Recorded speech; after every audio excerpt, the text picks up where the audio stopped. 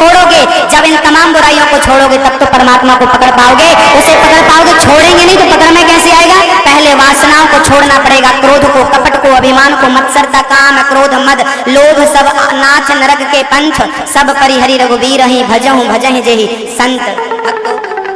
अभिमान के शिखर से उतरो, लोभ का त्याग करो, फिर देखो आनंद ही आनंद। बस भक्तों, माँ बाप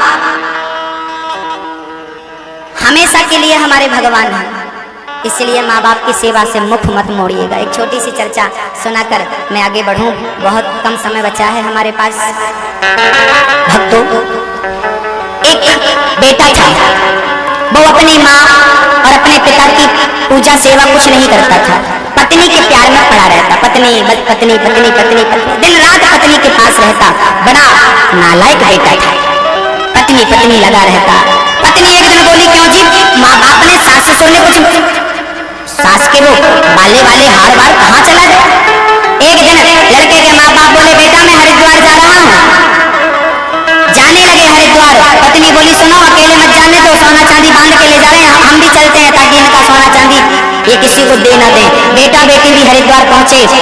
पिता पिता तो बड़े प्रेम से धर्मशाला में सो गए, पर बेटा रात भर जाग कर पहरेदारी कर रहा था माँ बाप की कि कौन आता है, ये किसको देते हैं, क्या करते हैं। जबकि उनके पास कुछ था नहीं, पर कपट था बहू और बेटे के अंदर, माँ बाप के लिए।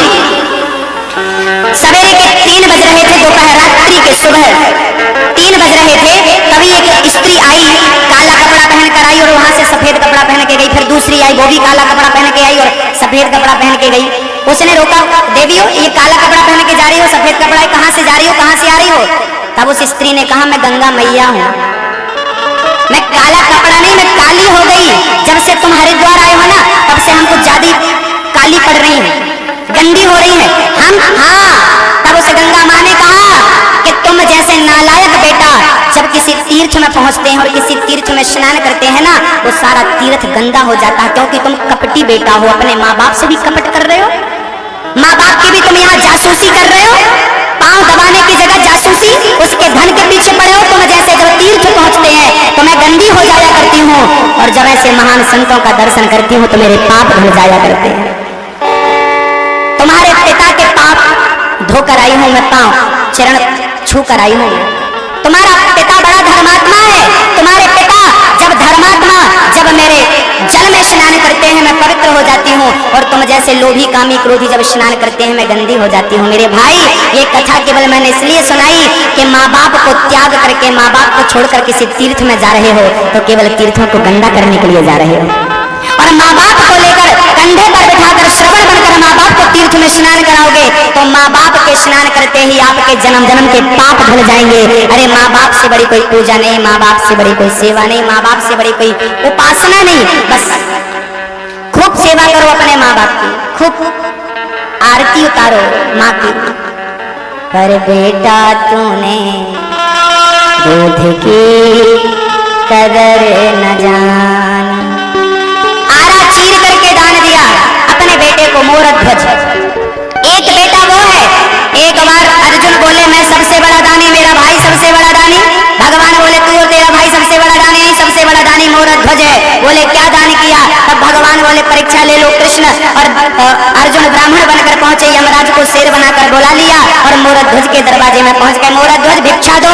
मोरध्वज बोले जो मांगो दे दें। तब ब्राह्मणों ने कहा संकल्प करो। संकल्प किया तो ब्राह्मणों ने कहा ये तेरा बेटा है 5 वर्ष का, मेरा शेर बाहर 15 दिन का भूखा है, जल्दी से अपने बेटे को बीच से फाड़, अपने बेटे को मार और मेरे शेर को जल्दी से प्रसादी पवाओ, भोजन कराओ।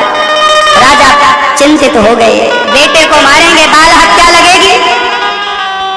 बेटे ने आकर कहा पिताजी बेटे को मत बचाइए, अपने धर्म को बचाने की कोशिश करिए। धर्म और रक्षति रक्षिता।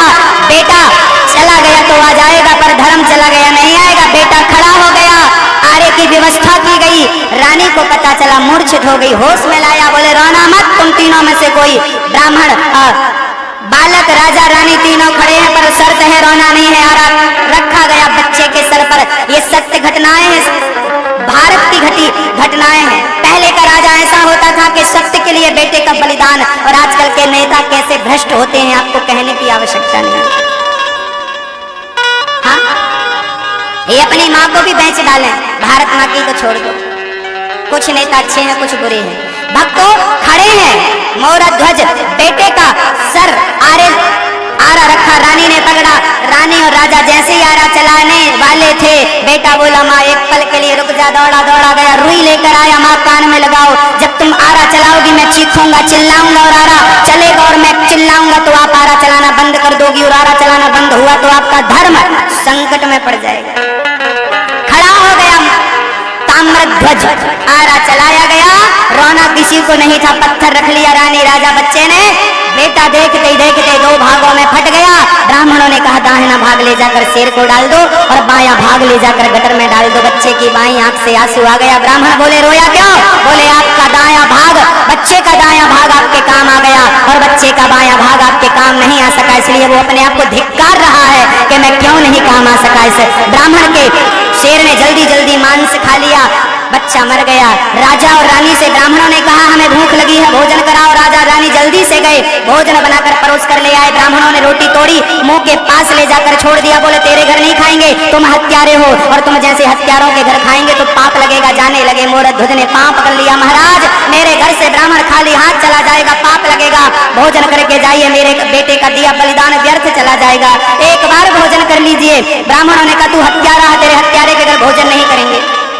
मैंने हत्या कहाँ करी, आपने कहा तो किया, मैं कुछ नहीं जानता। ब्राह्मण जाने लगे, तब मोरध्वज ने कहा हे गोविंद, हे ईश्वर, यदि मैंने कभी मिथ्या वचन नहीं बोला हो, कभी असत्य नहीं बोला हो, और मैंने बेटे को यदि मारने में मेरे अंदर का कोई भी अपराध ना हो, मैंने ब्राह्मणों की, प्रजा की, समाज की यदि सच्चे भाव से सेवा करी है, तो आज मेरा बेटा मुझे वापस कर दो। बेटा ताम्रध्वज कहाँ चला गया तू? यदि आज तू जीवित होकर नहीं आया तो तेरा पिता आज बेमौत मारा जाएगा। धर्म की जो बेड़ियां हैं वो आज उतार ली जाएंगी और तेरा बलिदान देना व्यर्थ हो जाएगा। बेटा कहाँ चला गया तू? एक बार तूने मर करके अपने पिता के धर्म को बचाया, एक बार जीवित होकर अपने पिता के धर्म को बचा। बेटा ताम्रध्वज, ताम्रध्वज कह के राजा धड़ाम से जमीन में गिर पड़ा, मूर्छित हो गया। तभी अंदर से आवाज आई, पिताजी मैं मरकर भी आपका धर्म बचाऊंगा और जन्म लेकर भी आपका धर्म बचाऊंगा, आपके धर्म पर आंच नहीं आने दूंगा। दौड़ पड़े, हृदय से लगाया ताम्रध्वज को। मोरध्वज ने देखा तो ना शेर था ना ब्राह्मण थे, स्वयं भगवान कृष्ण खड़े हुए थे। भगवान ने उनका बेटा उन्हें वापस किया। जो धर्म के लिए लड़ता है, जो धर्म के राह पर चलता है, स्वयं भगवान उसकी रक्षा करते हैं। अपने से ज्यादा भरोसा भगवान में करना सीख लेना, भजन करना, उनका नाम जपना, उन्हीं के सहारे रहा करो। न्यूट्रल कर दो अपने आप को, मैं कुछ नहीं हूँ। कष्ट तब तक रहेंगे जब तक ये कहते रहोगे मैं कुछ हूँ, मैंने किया। जब कह दो कि सब भगवान ही करते हैं, सब भगवान के चरणों में है, जब हम सब कुछ उन्हें दे देंगे तो वो अपने बच्चों पर दुख कैसे आने देंगे। भक्तों एक बार सौंप करके तो देखो, अब सौंप दिया इस जीवन का सब भार तुम्हारे हाथों में। अपने जीवन की गाड़ी, अपने जीवन का सारा भार भगवान को सौंपिएगा। कौन कौन सौंपेगा? सब दे दीजिए। लो कन्हैया तुम हमें चलाओ। सब भगवान ने, मोरध्वज कहते हैं प्रभु क्या आपको यकीन नहीं था? भगवान बोले हमें यकीन था, जमाना कैसे यकीन करता। तूने बेटे का बलिदान देकर सिद्ध कर दिया कि तेरे जैसा दानी न कभी हुआ था, न कभी हुआ है, न कभी हो पाएगा। सबसे बड़े दानी मोरध्वज। दान देना, धन का दान देना बड़ी बात नहीं है, लेकिन बेटे को आरे से चीर कर दान देने वाला पहला राजा मोरध्वज है। एक बेटा वो है जो माँ बाप के लिए आरे से कट गया, आरे से चिर गया, लेकिन एक बेटा वो है जो धन दौलत के लिए अपने माँ बाप पर अत्याचार करते हैं। पर बेटा तूने दूध की कदर न जाना। सुदामा जी भगवान के एक परम भक्त था, परम भक्त थे, नाम था सुदामा। आइए सुदामा जी का चरित्र देखते हैं, चित्रण करते हैं। मेरे जैसा टीवी के भक्तों यदि कथा चलते चलते कट जाए तो अपने मोबाइल पर यूट्यूब पर देख लेना, यूट्यूब पर चलती रहेगी। सुदामा कृष्ण के परम मित्र थे। सुदामा जी बड़े गरीब थे। कृष्ण स्यासीत सखा कश्चित ब्राह्मणो ब्रह्मवित्तमा विरक्त इंद्रियार्थे सुप्रशांत आत्मा जितेंद्रिया। फड़े पुराने कपड़े पहनकर सुदामा जीवन यापन करते थे। शिकायत कुछ नहीं थी, कहते नहीं थे मैं गरीब हूँ। सुदामा गरीब नहीं थे। सुदामा राम नाम संपत्ति से, कृष्ण नाम की संपत्ति से धनी थे। सुदामा कुचैलम मलिनम क्षामम दुजम धमन संततम। फटे पुराने वस्त्र पहन करके सुदामा जी, फटे पुराने कपड़े पहन करके श्री सुदामा जी महाराज अपना जीवन निर्वाह करते। शिकायत नहीं थी। चल पड़े सुदामा।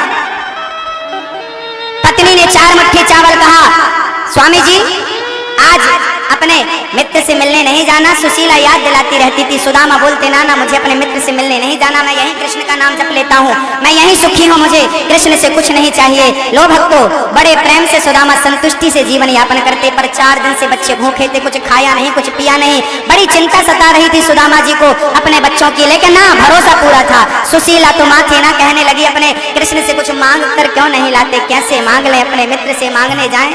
चल पड़े सुशीला, बोले आज जाना पड़ेगा, मांगने ना सही मित्र का दर्शन ही कर लो, मित्र का दर्शन ही कर लो। और मित्र का दर्शन करने के लिए चले जाओ।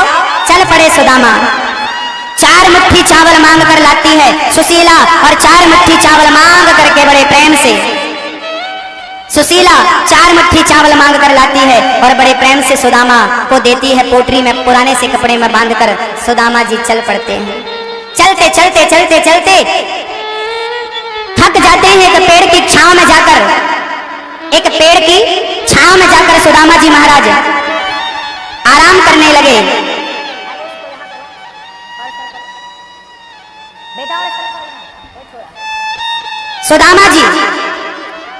सुदामा जी चल पड़े, सो गए। नींद खुली तो अपने आप को एक नगरी में पाया।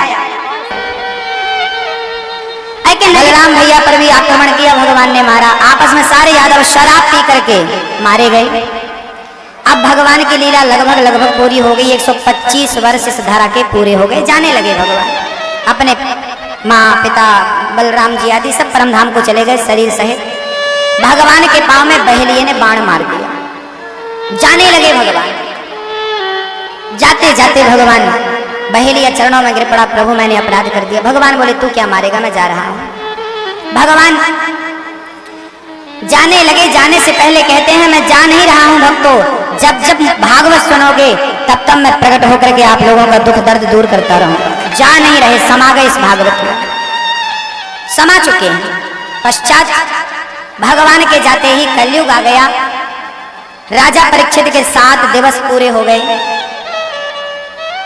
तक्षक ने डसा, राजा परीक्षित की मृत्यु हो गई। जनमेजय ने यज्ञ करके सर्पों को मारना चाहा, पर गुरुजनों ने उस यज्ञ को रोका। सुखदेव जी अंतिम ज्ञान देकर पहले ही चले गए थे। पश्चात 7 दिन की कथा का सार सुनाता हूं। पहले दिन की कथा में धुंधकारी जैसे पापी को भी भागवत सुनने के पश्चात मुक्ति मिल गई। प्रेतात्मा भी तर गया। भागवत सुनने से प्रेतों की भी मुक्ति हो जाती है। यदि प्रेत भी भगवान की कथा सुन ले, नाम सुन ले, तो प्रेत योनि से मुक्त हो जाता है। ये राम नाम की महान महिमा है भक्तों। दूसरे नंबर पर दूसरे दिन की कथा में आपने सुना कलयुग को रहने के राजा परीक्षित ने 4 कमरे बनाए। द्यूतम जहाँ जुआ है वहाँ कलयुग, जहाँ शराब है वहाँ कलयुग, जहाँ चरित्रहीन लोग हैं वहाँ कलयुग, जहाँ मांस है वहाँ कलयुग।